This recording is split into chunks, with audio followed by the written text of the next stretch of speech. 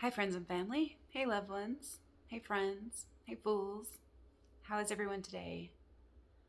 So, April's already feeling a lot warmer, lighter, and brighter. Yes, for sure. Already. Like, it's already feeling like so fertile and so potent and so free. And what can it be? Like, all the possibilities. I was feeling that yesterday. Yeah, it's just like, wow, it just seems like everything's possible today. It's just like, what can I create today? And what can I be with today?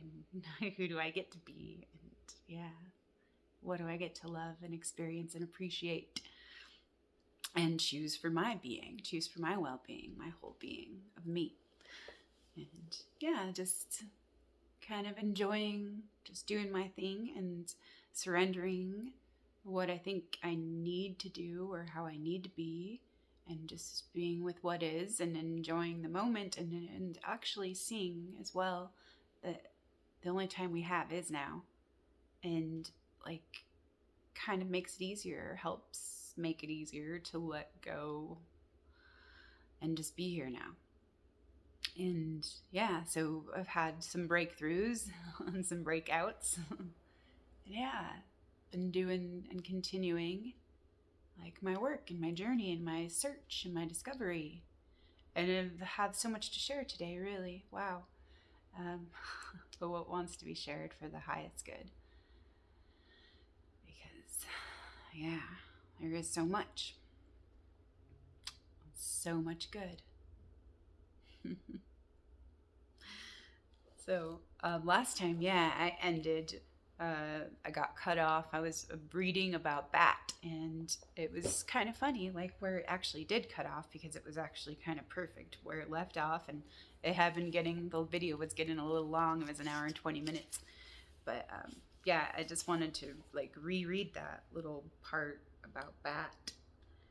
So, Bat embraces the idea of shamanistic death. The ritual death of the healer is steeped in secrets and highly involved initiation rites.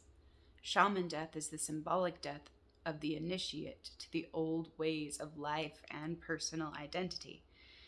And so, yeah, that is what we're kind of going through, is this old personal identity, an identity kind of crisis in certain ways, like who am I? Where do I belong? And what do I want? And where am I going? And why am I here? And all that. So yeah, I think it's a good time to get clear with, and then asking questions too, and being willing to receive, being willing to make room, and releasing and letting go and surrendering and suspending and hanging upside down like Bat does in the Bat cave in the womb. Yeah. And can be like, that's the position that a baby takes, the upside down, to be birthed through, birthed through the womb. And so, yeah, I want to read a little bit more about Bat for a second here. And so the basic idea of ancient initiations was to break down all the former notions of self that were held by the shaman to be. This could entail brutal tests of strength and psychic ability, and having every emotional button pushed hard. Taunting and spitting on the initiate was common, and taught him or her to endure the duress with humility and fortitude. The final initiation step was to be buried in the earth for one day and to be reborn without the former ego in the morning. And so, yeah, that's interesting. So, if Bat has appeared in your cards today, it symbolizes the need for a ritualistic death of some way of life that no longer suits your new growth pattern. This can mean a time of letting go of old habits and of assuming the position in life that prepares you for rebirth, or in some cases, initiation. In every case, Bat signals rebirth of some part of yourself or the death of old patterns. If you resist your destiny, it can be a long, drawn-out, or painful death. The universe is always asking you to grow and become your future. To do so, you must die the shaman's death. Hanging upside down is a symbol for learning to transpose your former self into a newborn being. This is also the position that babies assume when they enter the world from the womb of woman. And then the contrary, Bat. If Bat is still hanging upside down in the cave and immersed in darkness, you have met its contrary medicine. This position leads to stagnation of the spirit and a refusal to acknowledge your true destiny, which is always to use the talents you have to the fullest. Is there some area of your life that is dammed up and therefore stopped your desire to create? If so, look at surrendering to the death of that stagnation. That can imply that in reversal of your natural cycle of rebirth, you are trying to go at life in backward mode. Do we want to go back to the way things were? I don't think that's possible. I don't think that is. That's not a rebirth. Yeah. So, the reversal of your natural cycle of rebirth, you are trying to go at life in backward mode. Yeah, can imply that in the reversal of your natural cycle of rebirth, you are trying to go at life in a backward mode. This is a breech birth in a sense. This type of occluded understanding of how to go about freeing yourself can lead to a stillbirth if you struggle too long in the birth canal. The final outcome can be death of the body. Some people think themselves into a corner with obstacles that are illusionary. By the time they decide what to do, the opportunities are gone and old age is upon them. All of their dreams have passed them by. Reversed Bat says to use your mind, courage, and strength to ensure an easy labor and quick delivery into your new state of understanding and growth. Surrender to the new life that you have created from thought and desire and bravely greet that dawn. If you are concerned with today and tomorrow, but not much further, you may forget to see further down the road. Tribal teachings say that you are responsible for future generations because you are the ancestors of the future. Whatever you do today will affect the next 7 generations. Every decision, every thought is to create a state of stagnation or rebirth for those that follow you on the good red road. If you are blocking yourself, you may be blocking the generations to come. Bat flies at night, and in the night are born your dreams. These are the dreams that build future civilizations, so nourish them well. So I thought that was perfect because it goes along with these cycles of life, sex, death, and rebirth. Yeah. And continual creation and regeneration. And so, yeah, or there's stagnation and degeneration, like the degeneration of consciousness that we are seeing in certain ways, yeah, right now, playing out. But yeah, there is the dual nature. There's both sides. So as there is a fall, there is a rise. And so that's interesting too. And yeah, it's pretty cool as well. So I have a lot to share with my own process that I've been going through, and showing up to care for, and to share with others to help inspire, and maybe just let other people know you're not alone. We're not alone. Even though we are in certain ways, we need to go and take our path alone because no one can do it for us. No one can, learn it for us. No one can choose it for us. No one can free us but ourselves. And so we can point the way. There are way showers, but we're the ones that get to choose it for ourselves. And so, it's awesome in a lot of ways. That ability to choose, that power to choose. And discover our own ways, what works best for us. And so, there is a lot to share. I read so many good things. It's hard to know what wants to be included in this stream. And so, yes, my search for the truth. And what activates and resonates with my inner truth and my inner knowing, and all of that, my desire to know after hiding from it, or avoiding the truth for a very long time because I was afraid of what I was going to see, and I thought it was going to be so terrible that I wouldn't be able to handle it or allow it to be. But that was just kind of funny, and it was sabotage and mind trickery in a lot of ways, because once I got the taste of that, it was so nourishing for my soul that it was okay, I just worked myself up into fear about what I was going to see about me, like because of my old beliefs about who I was, or who others thought I was, or who I thought I needed to be worthy. So, wow. It was just, yeah, an old myth and an old story, really.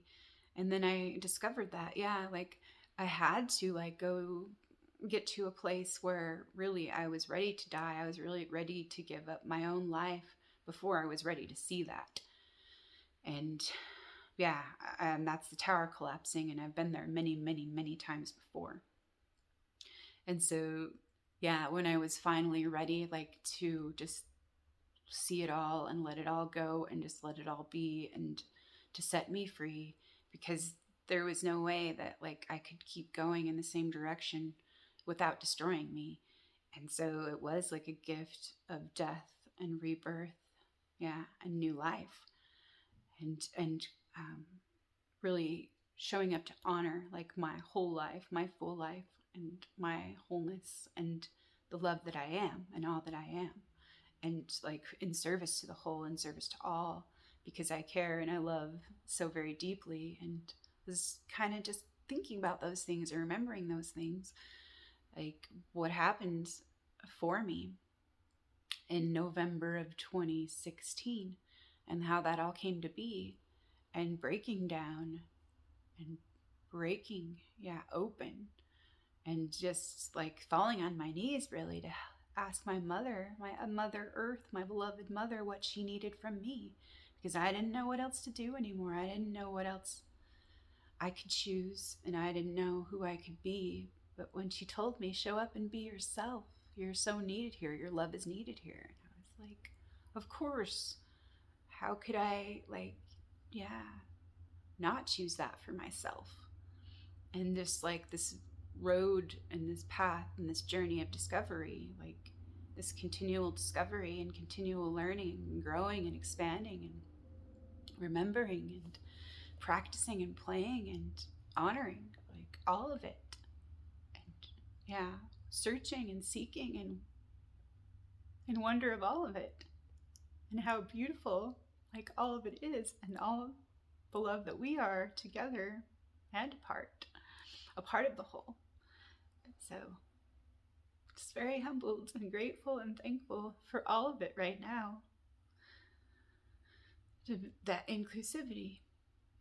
And in my work through forgiveness and with forgiveness, in forgiveness, a lot is coming through now. And a lot has been released to free myself, to free me, and to help like bless and heal the collective. Because as I heal myself, I can heal others. And if I can help heal others, I can help heal myself. And so it is both selfish and selflessness. Selfishness and selflessness. They're both right. And balance and in union and aligned. You know, the me, we. And so it's like, yeah, finding that balance of the in-between, of the middle way, of the third point of view, or the zero point, where the third comes in to view or into being, or it can be born through from within. So it's all, yeah, it's all related and it's all connected, and it's all being linked as one through all it is. And so there's a lot of symbols that have come up, and a lot of messages. I'm grateful to receive and to be with and to offer and share. So I did my little exercise. I chose, to write down some things and to help bury the psychic dead, or the dead orphans of the psyche, the ghosts, the ghosts of the dead, those wounded parts of the psyche, that get to be laid to rest, and burying, like laying to rest the emotions that surround like the memory or the injury and the wound, to help that heal. And so, yeah, I did. I kind of left like 3 pages blank in my journal that I've been writing in, and that wasn't nearly enough. And so I actually did end up, like, in total, probably doing about 8 or 9 pages of this Descansos. I'm not sure if that's how you say it, but it's from Women Who Run with the Wolves, Clarissa Pinkola Estes. And yeah, I'll read a little bit about that, about what she says about that. And might help with some more clarity about that.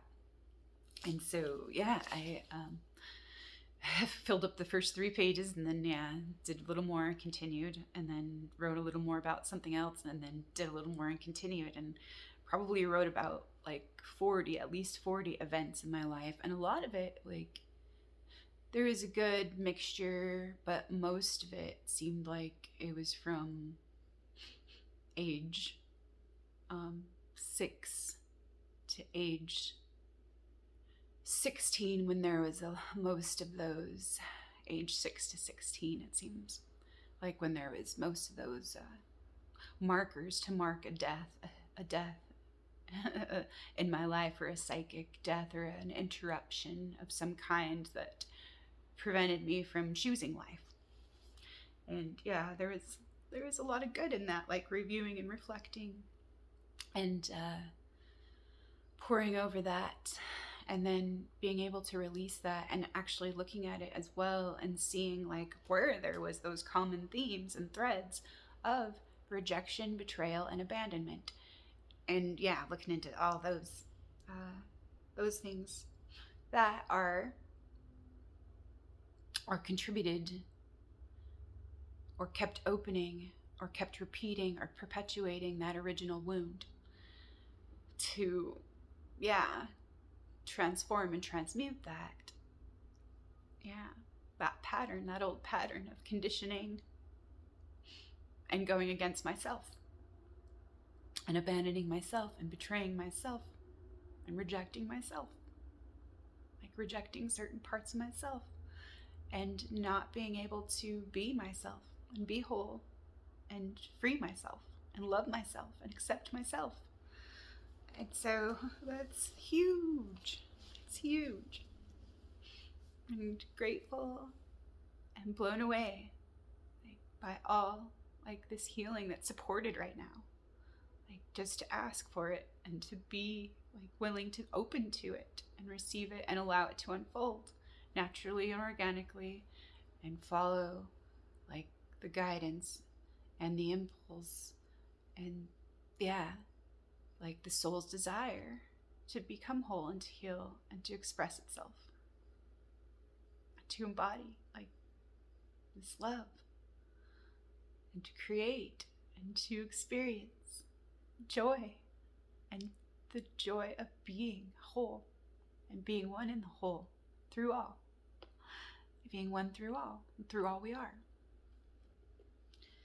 So I will just share a little bit about Descansos. Women Who Run with the Wolves, Clarissa Pinkola Estes. So we have seen that we wish to make rage into a fire that cooks things, rather than into a fire of conflagration. We have seen that the work on rage cannot be completed without the ritual of forgiveness. We have spoken about women's rage often, deriving from the situation in her family of origin, from the surrounding culture, and sometimes from adult trauma. But regardless of the source of rage, something has to happen to recognize it, bless it, contain it, and release it. Women who are tortured often develop a dazzling kind of perception that has uncanny depth and breadth. Although I would never wish anyone tortured in order to learn the secret ins and outs of the unconscious, the fact is, having lived through a gross repression causes gifts to arise that compensate and protect. In that respect, a woman who has lived a torturous life and delved deeply into it definitely has inestimable depth. She has inestimable depth. Though she came to it through pain, if she has done the hard work of clinging to consciousness, she will have a deep and thriving soul life and a fierce belief in herself, regardless of occasional ego waverings. There is a time in our lives, usually in midlife, when a woman has to make a decision, possibly the most important psychic decision of her future life. And that is whether to be bitter or not. Women often come to this in their late 30s or early 40s. They're at the point where they are full up to their ears with everything and they've had it. And the last straw has broken the camel's back and they're pissed off and pooped out. Dreams of their 20s may be lying in a crumple. There may be broken hearts, broken marriages, broken promises. A body who has lived a long time accumulates debris. It cannot be avoided, but if a woman will return to the instinctual nature instead of sinking into bitterness, she will be revivified, reborn. Wolf pups are born each year. Usually they are these little mewling, sleepy-eyed, dark-furred creatures covered in dirt and straw, but they are immediately awake, playful, and loving, wanting to be close and comforted. They want to play, want to grow. The woman who returns to the instinctual and creative nature will come back to life. She will want to play. She will still want to grow, both wide and deep. But first, there has to be a cleansing.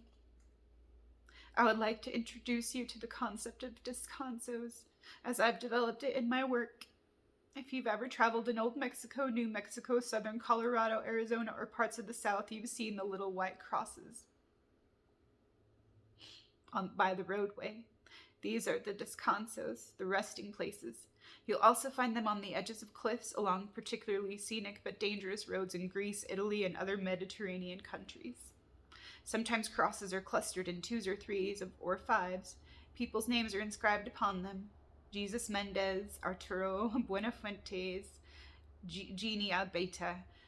Sometimes the names are spelled out in nails, sometimes they are painted on the wood or carved into it. Often they are profusely decorated with artificial or real flowers, or they glisten with chopped up new straw glued to wood slats, making them shine like gold in the sun. Sometimes the descanso is just 2 sticks or 2 pieces of pipe tied across one another with twine and stuck in the ground. In the rockiest passes, the cross is just painted onto a large rock at the roadside. Descansos are symbols that mark a death. Right there, right on the spot, someone's journey in life halted unexpectedly. There has been a car accident, or someone was walking along the road and died of heat exhaustion, or a fight took place there. Something happened there that altered that person's life and the lives of other persons forever. Women have died 1,000 deaths before they are 20 years old. They've gone in this direction or that and have been cut off. They have hopes and dreams that have been cut off also. Anyone who says otherwise is still asleep. All that is grist for the mill of descansos. While all these things deepen individuation, differentiation, growing up and growing out, blossoming, becoming awake and aware and conscious, they are also profound tragedies and have to be grieved as such. To make descansos means taking a look at your life and marking where the small deaths, the las muertes chiquitas, and the big deaths, las muertes grandotas, have taken place. I like to make a timeline of a woman's life on a big long sheet of white butcher paper and to mark with a cross the places along the graph, starting with her infancy all the way to the present, where parts and pieces of herself and her life have died. We mark where there were roads not taken, paths that were cut off, ambushes, betrayals, and deaths. I put a little cross along the timeline at the places that should have been mourned or still need to be mourned, and then I write in the background, forgotten, for those things that the woman senses but which have not yet surfaced. I also write forgiven over those things the woman has for the most part released. I encourage you to make it descansos, to sit down with the timeline of your life and say, where are the crosses? Where are the places that must be remembered, must be blessed? And all are meanings that you brought forward into your life today. They must be remembered, but they must be forgotten at the same time. It takes time and patience. So remember, in the crescent moon bear, the woman said a prayer and laid the wandering orphan dead to rest. That is what one does in descansos. Descansos is a conscious practice that takes pity on and gives honor to the orphan dead of your psyche, laying them to rest at last. Be gentle with yourself and make the descansos the resting places for the aspects of yourself that were on their way to somewhere but never arrived. Descansos mark the death sites, the dark times, but they are also love notes to your suffering. They are transformative. There is a lot to be said for pinning things to the earth so they don't follow us around. There is a lot to be said for laying them to rest. And so, yeah, I'm really grateful that I chose that. I was in resistance to it for a little while.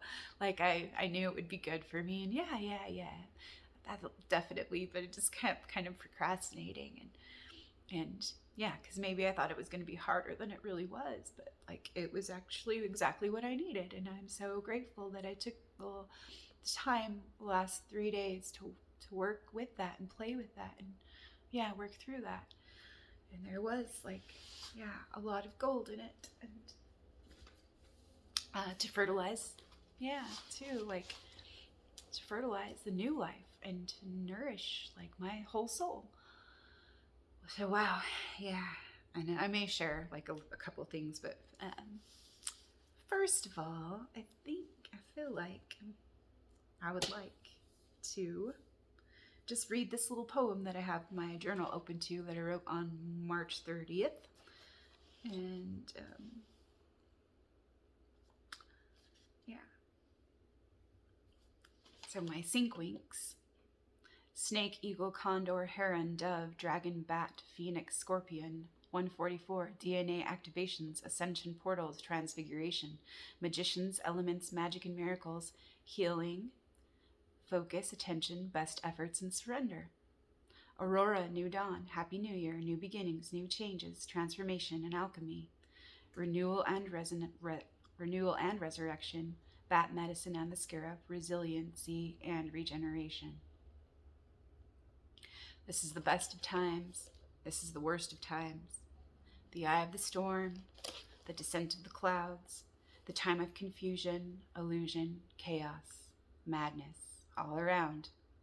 The time of our lives to remember ourselves, to rise up awakened, speak up for ourselves, and realize real eyes and real lies for ourselves. To dissolve and surrender, to transfigure and alchemize, to be present and patient, to receive and self-realize. Navigating this new dawn through being born forth and through the truth of our being, remembering we are the ones we've been seeking and waiting for. We are the creators. We are all stars, all part of the whole in all that we are. And so, yeah, I liked that. I enjoyed that. It's like, I don't know what to do without writing or just playing and receiving like this wisdom, through like my own heart, my own awakened being, my soul, my truth, my inner knowing, and my inner seeking, my inner standing, and my surrendering and suspension, and embracing the full, and knowing that it's okay not to know. Yeah. Let go of the need to know, to receive, and let it flow. But yeah, so working with that, like, it's a different way of being, a different way, like, yeah, of being whole and of trusting. Like, it's totally about trust, like that I am one with the whole, and the whole is one within me.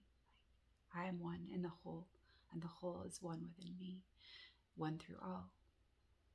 Yeah, being one through all, and being all I am through like my oneness, my oneness through my soul.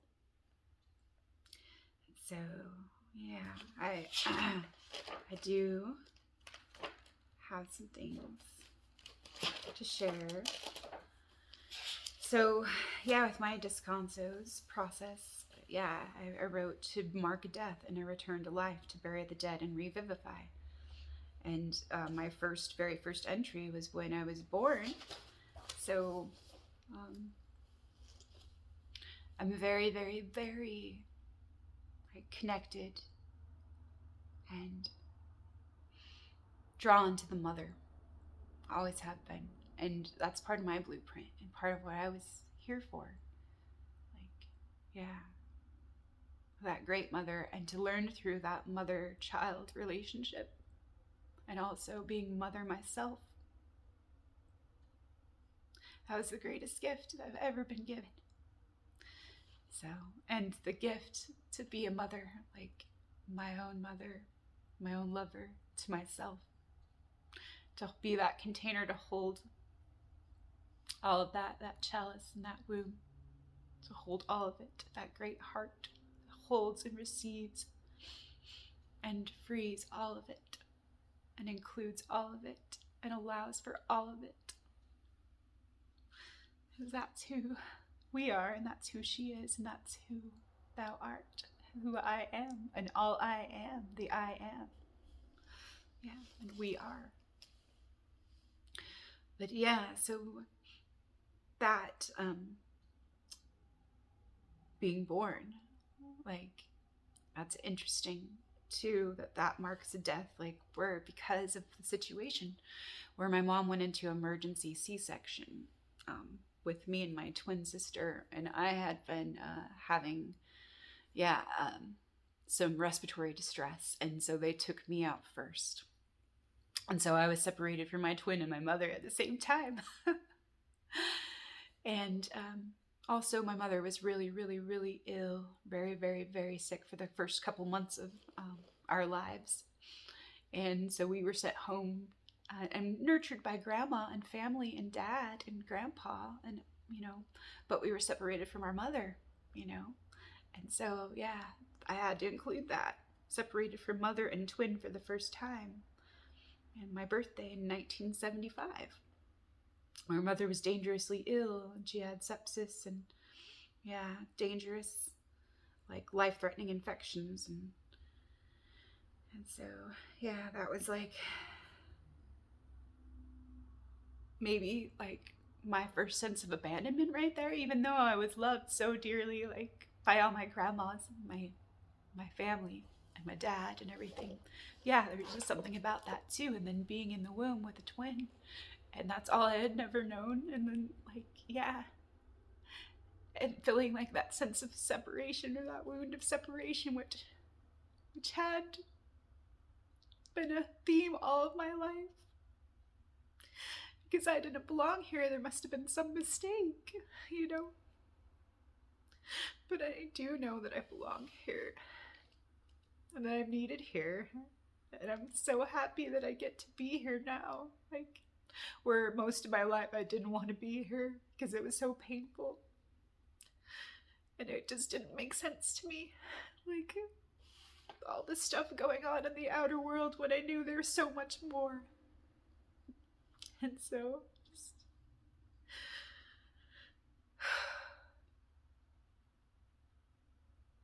honoring my tears and letting them come. Like, honoring what wants to be expressed and felt and heard, seen and recognized, honored.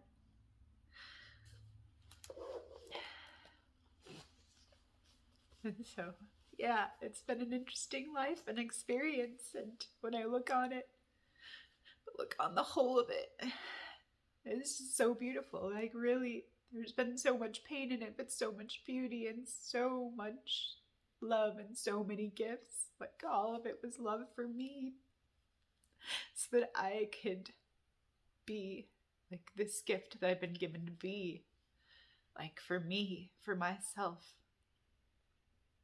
and for the love that I have for all beings, through loving all of me. And allowing myself to be. And that was, like, a big part of the wounds of separation, like a disallowance of me, and a fracturing and a fragmentation, and separation from who I am and from who I, like, wanted or needed to be for me.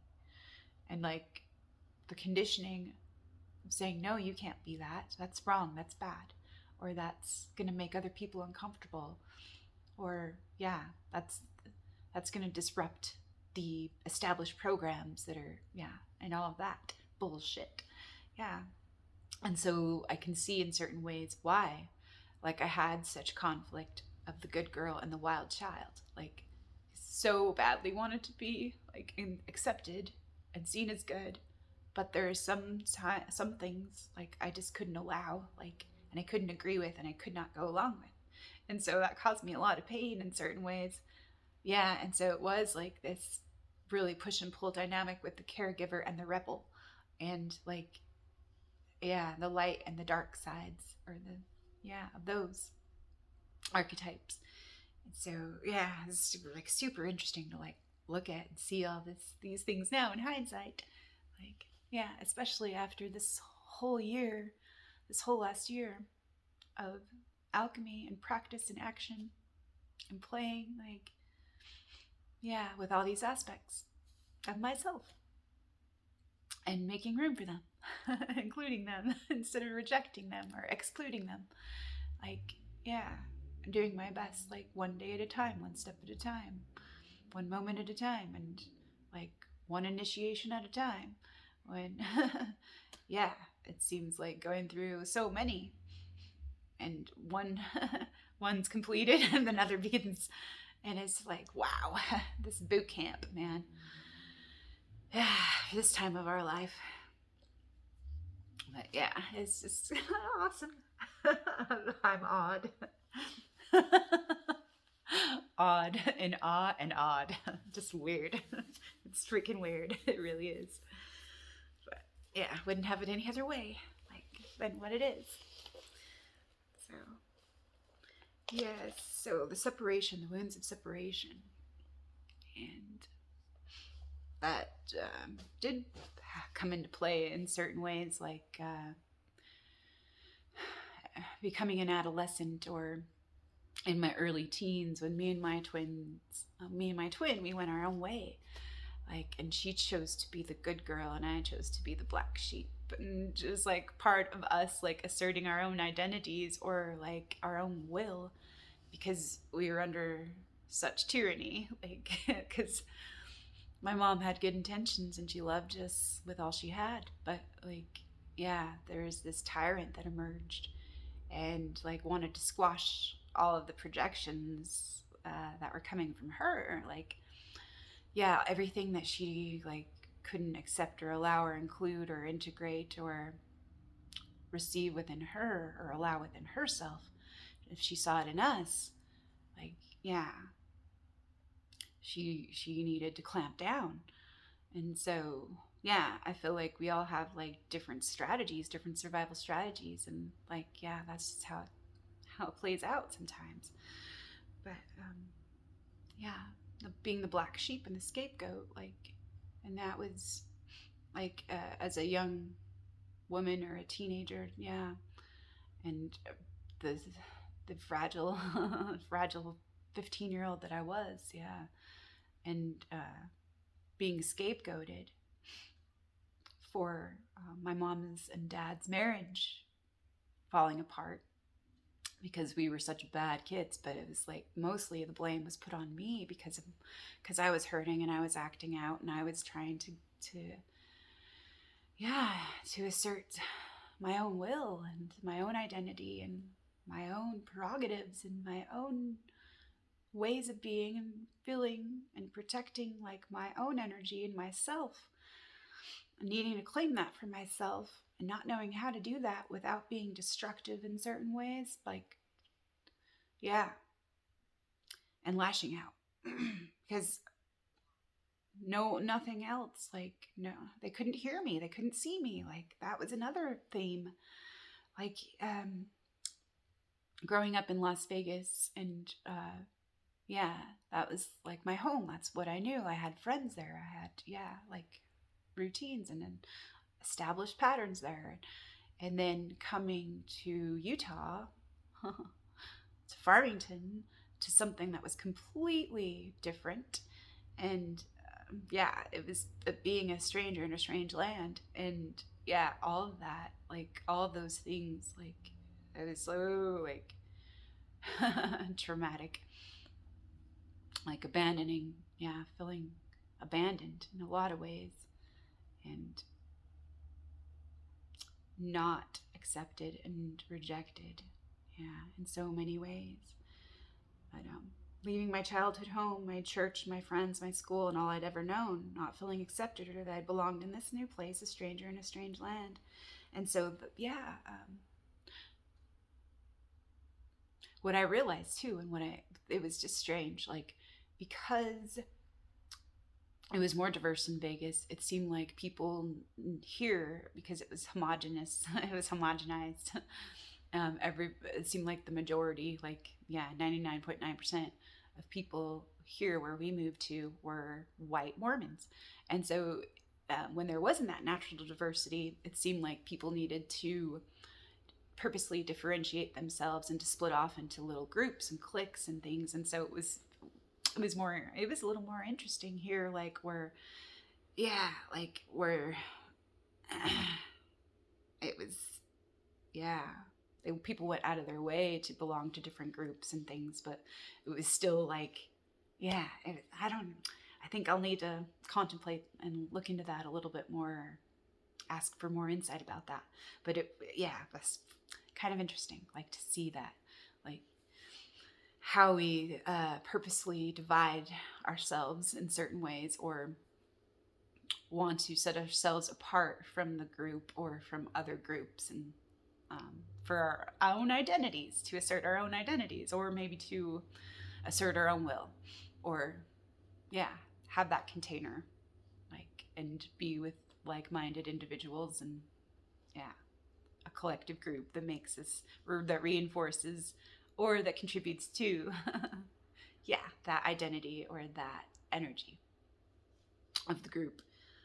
So, but I realized, like, it was really strange.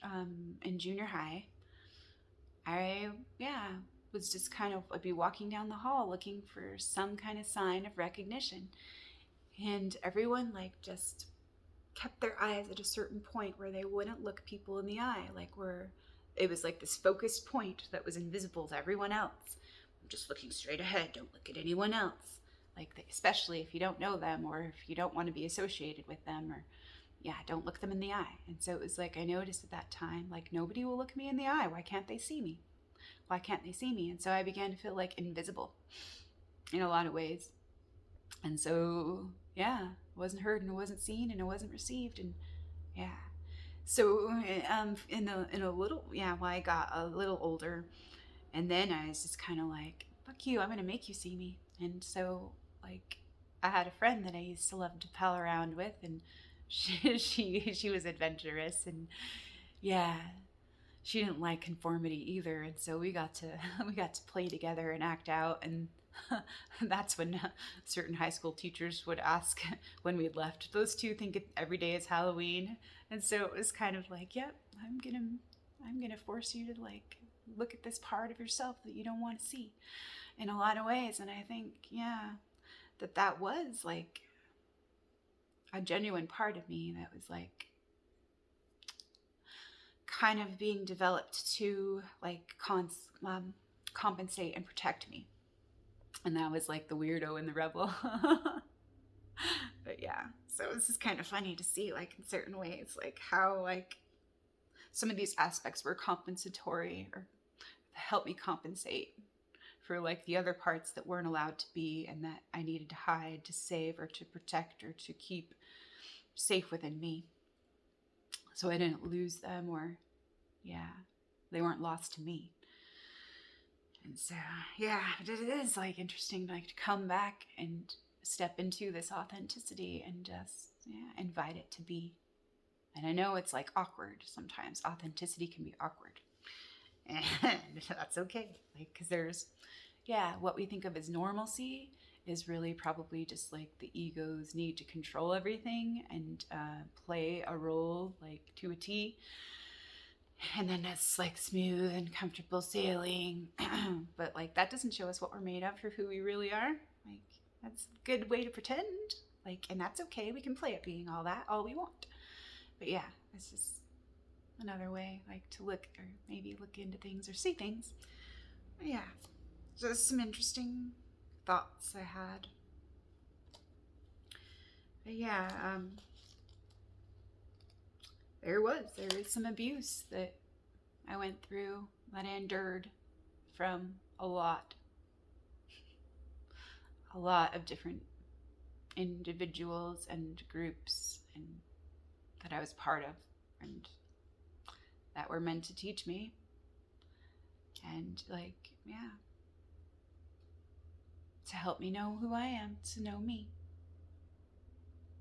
And so that is why, I'm grateful and I forgive, all. It's not I'm not excusing the behavior or that level of consciousness. Just accepting that that exists. And that was what I got to experience so that I, can know who I am. And I can shift that pattern and I can heal that and create something new within me.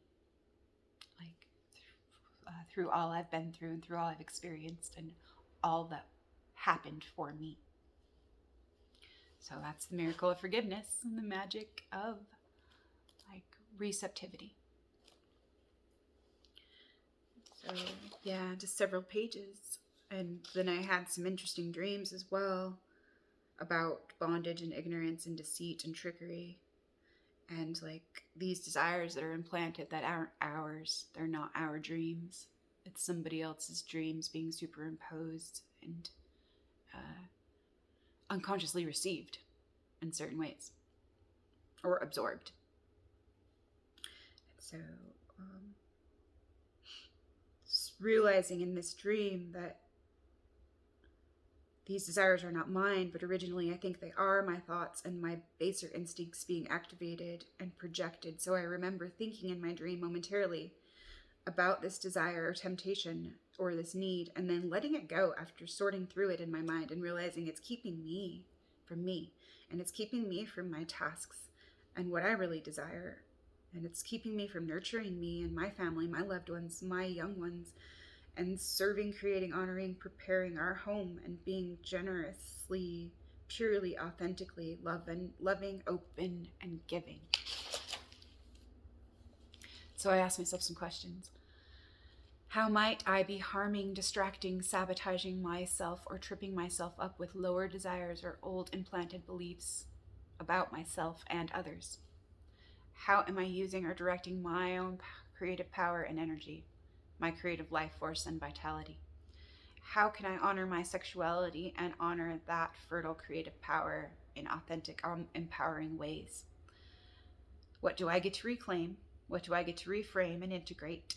What do I get to release? What do I get to surrender? What do I get to forgive? What do I get to transform? Transfiguring. So what fears and desires deplete or drain me? What is a better choice or focus for my energy? Can I love and accept myself fully as I am? Am I over-identifying with my fears, feelings, thoughts, needs, and desires, agendas, programming, and the roles that I play? False images or fixed identities?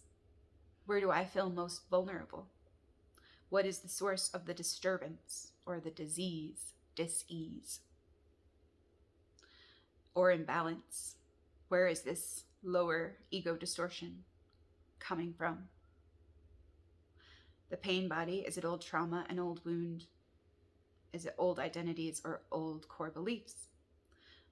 Where can we see the fall or degeneration of divine reason or consciousness? How does that relate, and what is asking for transfiguration and healing? So the degeneration, the fall of consciousness, and the rise of the divine feminine, ascension, the descent and the ascent, the other world, the underworld, and the topside world.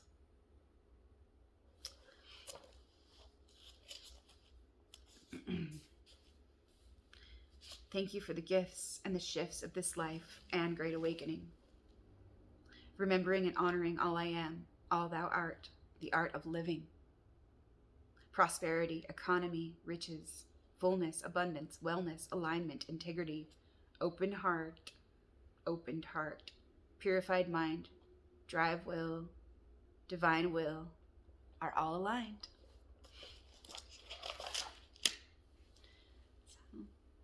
And those who were seen dancing were thought to be insane by those who could not hear the music. Nietzsche. Your pain is the blocking of the shell that encloses your understanding. Khalil Gibran. Yay! I do feel so much lighter today. After feeling a bit down, discouraged, and depressed the last few days, I feel like everything is possible and so fertile today. What wants to be played with and allowed to be? Love always. Show up and be yourself, myself, love always. So, just April 1st, 2021. The naive. Gullibility, youth, innocence, the sun, the trickster, the teacher, the wise one, the sage, the poet, the cosmic monkey, the fool, the prankster, the joker, the thief, and the watchtower. The high priestess, the empress, the queen, the crone, and the mother and the maiden. The artist, the student, the apprentice, learning to fly as I go. The sovereign, the servant, the master, the child, the mother, great mother, and muse. Beloved, parent, partner, soul, friend, mate, companion, reflection, mirror, familiar, and twin. Know their hearts, see the light, be the light in the darkness, the calm in the storm, be in the world but not of it. The handless maiden in the 7 stages of healing, transformation, and growth. So I'm still like looking into that and digesting and assimilating and chewing on that. And more pages of my Descansos, and all up until last year, 2020. So 2016 is a shamanic death, and the death of the former ego.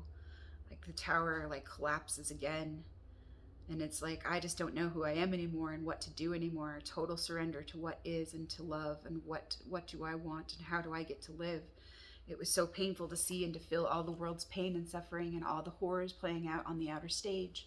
The division, hate, and hostility, the corruption and destruction of what's been so dear to me. The dishonoring of life, acknowledged, forgiven, released, a new birth, rebirth, all my love for all of me.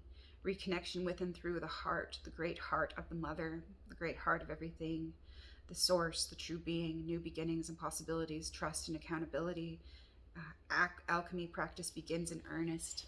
My process of individuation, choosing love for all of me and choosing to be my love for me and we through being true to me. That was one of the first commitments that I made. Was I realized I didn't trust me, and I was like, whoa, oh, that's what that's about. Why don't I trust myself? So I saw into some things about why I didn't. And I was like, okay, well, I choose to trust myself. I'm willing to trust myself. Please help me learn how to trust myself. Please help me learn how to be true to myself. Please help me learn how to be myself. I don't even know how to be myself.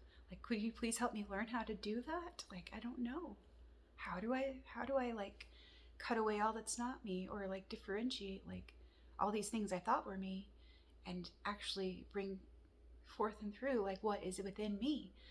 And so it's just been huge alchemy the last several years. So I'm so grateful for all that work. From before 2016, I really started with intense new beginnings and work, spiritual work in 2010 when I almost died. As 11 years ago now. And just ever since then, just been on the path of that continual discovery and choosing life. Because before that, it was I had a suicidal wish, not to be here, and a death wish, and so I was drinking myself into an early grave and self-medicating and dishonoring me, and I didn't realize that I was choosing death and I wasn't choosing life. It was so painful to live and to be here, but I just kept recycling and perpetuating pain and suffering. And so I've had many collapses, and the tower collapsing in my life, so that everything that wasn't aligned could be brought back into alignment and start with a new foundation from scratch, from the ground up. And go back to the roots. And sometimes that's where we get good and planted. So 2020, the culmination of lessons and paths chosen, taken, integrated, practiced, and experienced. Some relationships fall away and are dissolved or in process of collapse, all that's no longer aligned with who I really am, that which cannot be sustained any longer without disempowering, depleting, and disallowing me. It's choosing deep ancestral healing, shadow work, and a long journey into the depths of the underbelly, in and through the underworld. Breakups and shakeups in relationships with family and what I thought were close friends, mentors, and allies. I must learn to stand as all one or alone. As one together, I am all one, and I am not alone. I will not compromise my integrity for external approval, belonging, or the illusion of safety and security. My old comfort zones, old stories, masks and personas, or false images placed on a pedestal. So, because I always thought, oh, well, gosh, like I can't do that. I need to be up here to be able to do that. Like, I can't let that come through me because I'm not worthy.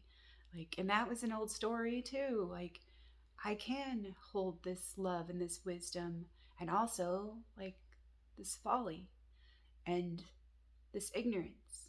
It's all of it. And like, don't have to like be ashamed or reject any of it to be one with all of it.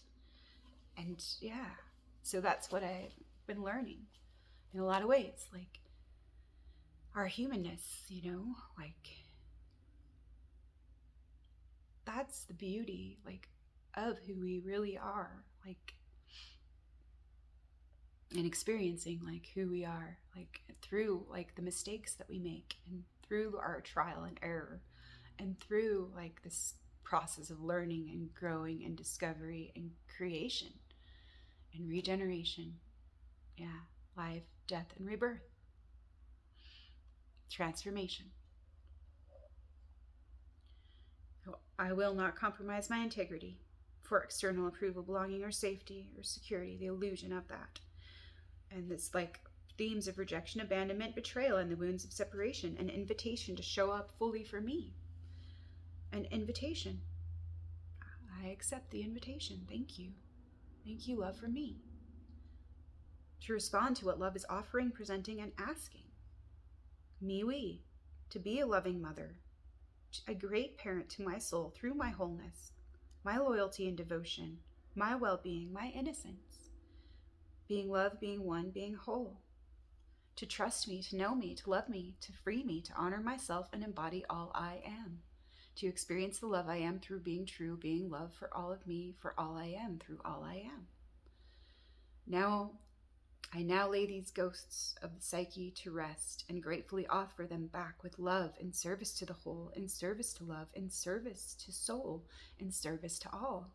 So it is, so let it be. So it shall be, so shall it be. It is so. So some of the things that I realized. I never believed, or I was taught to believe, that I was never enough. There was something wrong with me. There is the scarcity and the lack and the poverty consciousness, the victim consciousness mentality, the victim judge mentality. So, rejection, abandonment, and betrayal. Transforming and healing these old patterns and wounds, generational, cultural, social, personal, collective, and ancestral. This lack and poverty consciousness, victim, martyr, judge roles. Thank you, illusion. Thank you.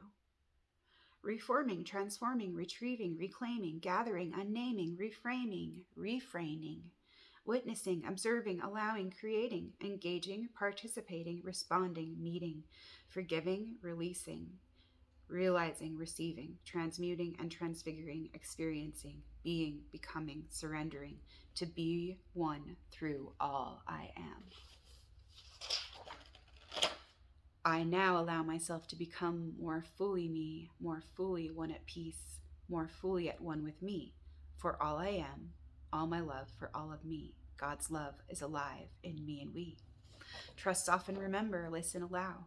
It's interesting to see some of the psychic debris and the psychic orphans of the dead, or the hungry ghosts, the wounded child, the wounded parent, wounded friend, wounded sibling, wounded teacher, wounded healer, and godsend, mirror reflection and divine companion to help me know who I am and love, forgive, free myself. To be myself, to know myself, to own myself, to love myself, to be at one with my whole self, to see the whole within myself and know I am whole within myself. Healed healer, sibling, teacher, friend, and divine beloved companions, me, we, she, and thee, one through all and all through being, all I am for all of me, all this love, so let it be, received, honored, freed, released. I speak what I see what I speak. I am what I envision all I am. I embody all of me, and I embody all I am. For me, she, thee, and we. Yes, and so it is. So let it be. The magician, the emperor, the teacher, the hierophant. A day for active participation, ordering and receiving, healing, weaving, praying, forgiving, and releasing. Getting clear, centered, focused. Focus my attention. Asking for what we need, all we need, want, desire, to be, create, become, so be. Focus on magic, love, miracles, growth, and healing, all possibilities, solutions, surrender, trust, faith, grace, strength, and integrity. Play back, be curious, at ease, at peace within me. Wonder, awe, enchantment, empathy, compassion, acceptance, and humility. Gratitude and receptivity. What can I say yes to for me and we? What can I ask for? What can I open to receive? What can I make the room for? What can I surrender and release? What can I be and create today? What can I invite, call on, and honor for me and we? How can I serve and contribute to the whole within me with love, care, and integrity? I choose to expand into love and hold more light, consciously, naturally, organically, authentically, raising my own frequencies to become more of me, in service to the whole of humanity and creation, in service to love for all, in service to Creator and Mother Earth, my beloved self for all, being one, being whole through all. Some of the symbols that came up today, earlier today, of course, like were the cross and the Celtic cross and the sun and the Star of David, the Merkaba, and the sigil, I think it was called Emeth, the sigil of Emeth, which is truth. And so I now allow myself to become more fully all I am, grow in and grow out like a tree, just be. And so, the Star of David, the Merkaba, the Chariot, the septenary nature, the dual nature, as above, so below, macro, micro, body, heart, mind, and soul. Resiliency. I've been contemplating resiliency and how freaking resilient we are and how resilient our bodies are. Our bodies are freaking amazing. Like all the abuse that they've taken, and they just keep going and going and going because they, are committed, devoted, dedicated to life and regeneration and supporting this light, this love that we are. And it's amazing. Maybe I'll talk about that next time. Resiliency, endurance, and fortitude, honoring resources, letting go, coming home, becoming whole, the one through all. And so, there's one more little thing I have to share, and then I'll probably come back for a part 2 because there's so much more. But right before I pressed record, I flipped open a book that I hadn't opened for a while. It's called Faith, Trusting Your Own Deepest Experience by Sharon Salzberg, best-selling author of Loving Kindness. So, Trusting Your Own Deepest Experience, Faith. And this was a book given to me by my dad. Thank you, Dad. He's given me so many books that have helped me see so much and helped me learn who I am. So thanks, Dad. Love you. So I flipped open this book. It's Faith. To this page first. So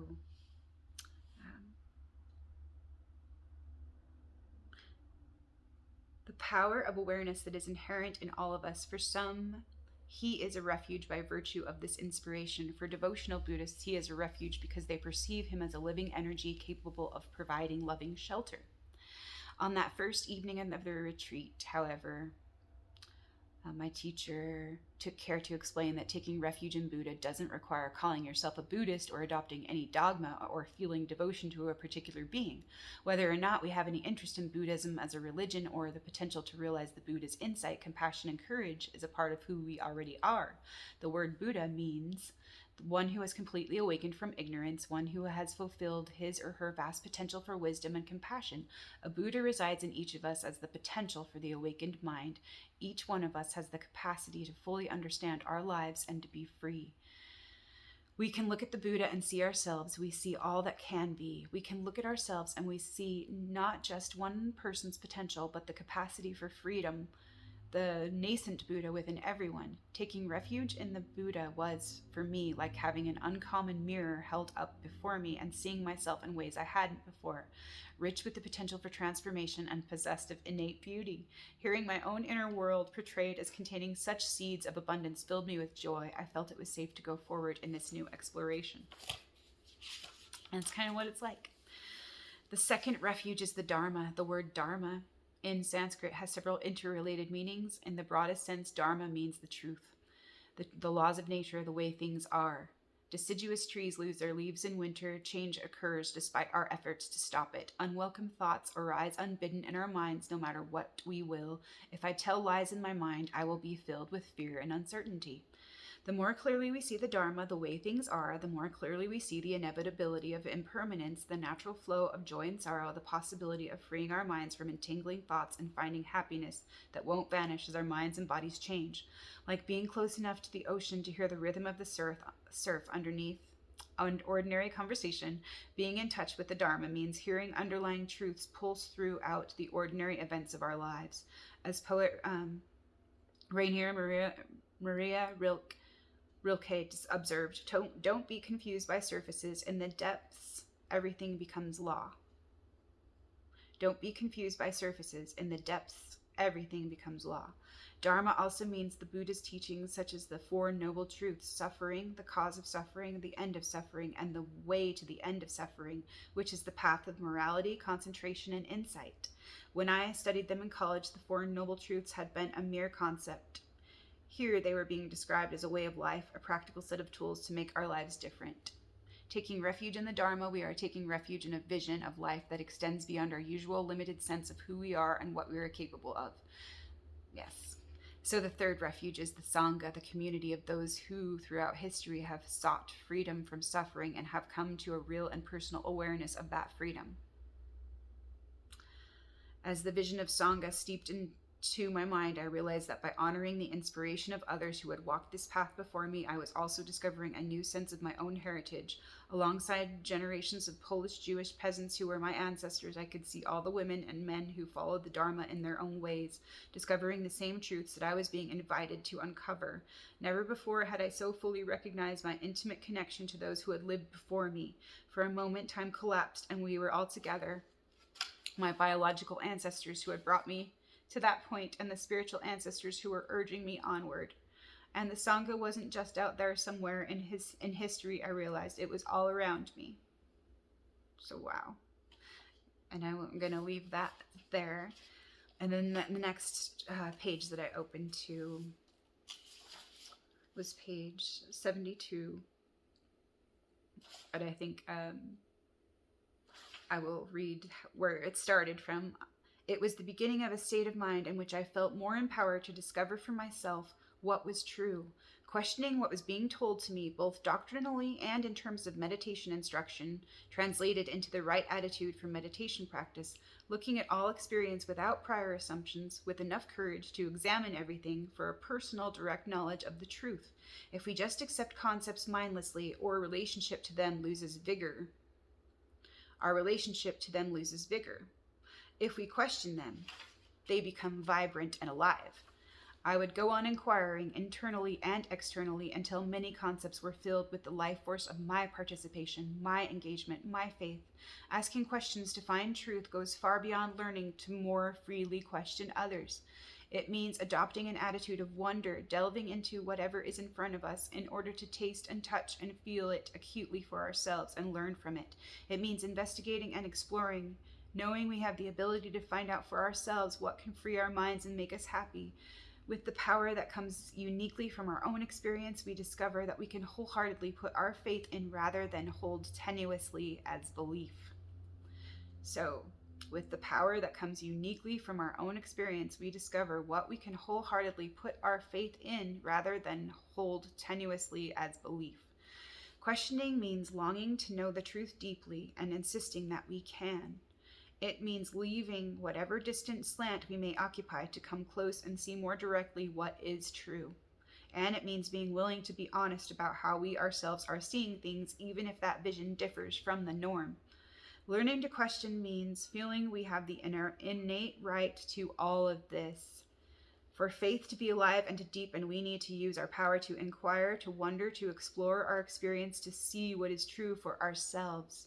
This requires us to approach life with an inquisitive, eager, self-confident capacity to probe and question. It requires us to examine where we place our faith and why, to see if it makes us more aware and loving people.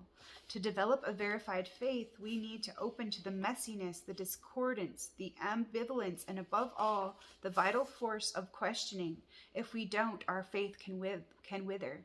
If we don't, our faith will always remain in the hands of someone else as something we borrow or abjure, but not as something we can claim fully as our own. Wow. So that was Faith, Trusting Your Own Deepest Experience, Sharon Salzberg. And I can't even say how perfect that was, and I don't think I need to. So, yeah, the Seal of Solomon was something that came up today, and I want to go into that. And some of those other symbols in the next video. And also, like, I read a couple things in Lee J. McCloskey's Tarot Revision book about, well, I opened it because the sun kept coming up. The sun, the sun, the sun, the sun. Yeah. The light of the sun, the light of the one. Yeah. The inner sun and the outer sun. Yeah. The sun within and the sun, yeah, that shines. Yeah. With that purity. Like that sun that shines within. And I'm seeing like Kuan Yin, like I remind you, you shine with the purity of 10,000 suns. So I went to open and look at the sun, and I flipped open to Temperance, and that was like, oh my God, wow. So the symbolism, like part of that of Temperance, and then I went and I looked at the sun, and then I was like, oh my God, and blown away more. So I kept continuing, and I read about judgment, and I had been meaning to get around to that as well because. Something that he said a couple weeks ago when I was listening to a podcast he was on about the 4 horsemen of the apocalypse, was that it was like death, the tower, temperance, and judgment. And so, wow. And something that I saw the other day that I was like, wow, oh my gosh. It was the 7th tablet of the Emerald Tablets, and I printed that off and read about that, and yeah, I'm probably going to want to share some of that. And so thanks for listening, and thanks for sharing my journey with me, and being here and being on your own journey of discovery and healing and transformation, and becoming all we are. Here's to new beginnings, to rebirth, to regeneration, to resurrection, to new life, to Easter weekend, and like to all that is possible and all that is unfolding and all that we're remembering and awakening to right now. So love y'all. Okay, talk to you soon. Bye for now.